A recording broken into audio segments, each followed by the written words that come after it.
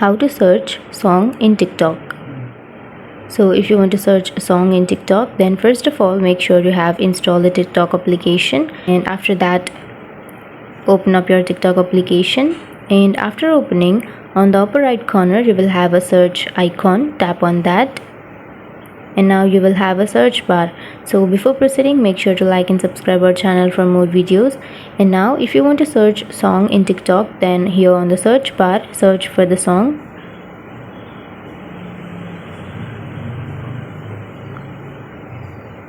On which you would like to make a video, and after searching, here you will have the song. So you can tap on the song which is on the first option, and then from here you can choose the song, and then you can shoot any video by using this sound. So that's it. That's how you search song and use it. And if you have any questions, feel free to comment below. Thanks for watching.